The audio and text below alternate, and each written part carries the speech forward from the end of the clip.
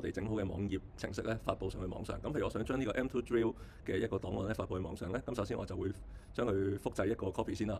咁然之後咧再新增一個資料夾，咁我就將佢改個名咧叫做 M2 Drill。然之後咧就會將啱啱嗰個 copy 咧就拉翻入去呢個 folder 裏面。咁稍後咧我就進入呢個 folder 嗰度咧，就將啱啱個網頁程式改翻個名。咁統一咧都應該要叫做 index.html 嘅。咁我哋嘅準備功夫咧就已經完畢㗎啦。咁我哋翻返去上一頁咧就會有一個裝住 index.html 嘅 M2 Drill 嘅 folder 啦。咁然之後咧我哋就會去一個發布嘅網頁啦。咁啊大家可以望嗰個網址啦。又或者咧，我哋自己打返個網址都得嘅。咁個網址咧就係 drop.netlify.app。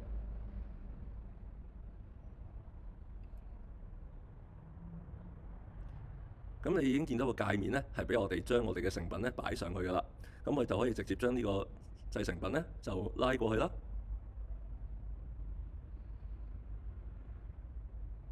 又或者咧，我哋可以撳翻個 browse 出嚟 upload 翻上去，即係揀翻個 path 咁樣啦。咁我哋呢度就可以簡單啲，就咁拉過去啦。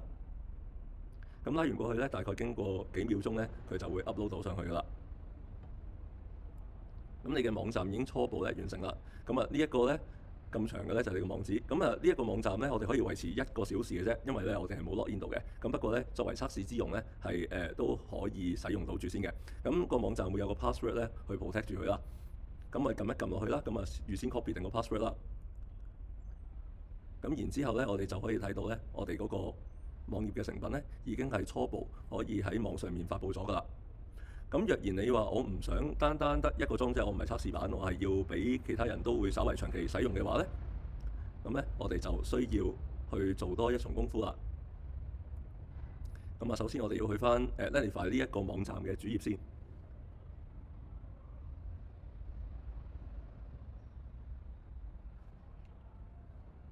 咁然之後咧，喺個主頁嘅右上角咧會見到有得 login 嘅。咁啊，我哋簡單如果有 Google account 嘅話咧，咁你用翻 Google SSO 咧，就咁 login 落去已經得㗎啦。咁 login 咗之後咧，你就會遇到一個相應嘅頁面啦，即係嗰個主頁裡面。咁其中咧，你可以揀翻喺左手邊咧會有個 projects。咁你撳翻落去之後咧，咁你會見到右上角咧就有個 add new projects 嘅。咁你撳完個 add new projects 之後咧，咁你撳翻呢一個 deploy manually 咧，你就會見到咧同頭先一模一樣嘅一個界面。咁你做翻相同嘅嘢咧，咁就可以發布你嘅網站。而一個 free 嘅 account 去發布個網站嘅時間咧，係可以維持90日嘅。係啦，咁啊時間關係咧，咁啊我已經完成咗個發布網站啦。其實都係大概10零秒就完成㗎啦。咁完成咗之後咧，你就會喺你個 projects page 嗰度咧，即係翻返去你上一頁先啊。即係啱啱你 login 完之後，撳翻 projects 個 page 咧，你就會見到咧自己嘅嗰個製作啦。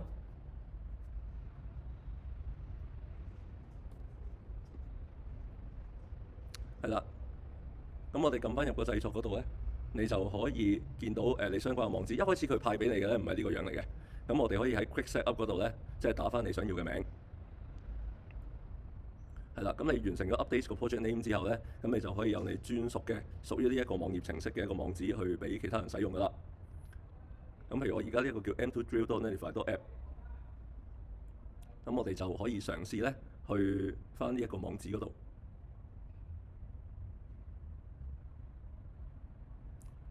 咁打翻 M2Drill.netlify.app。咁今次咧，你已經deploy 咗上去，就唔需要 password。咁其他人都可以用呢個網址咧，使用到個網站㗎啦。咁啊，關於點樣發布網站簡單嘅方式咧，就介紹到呢度啦。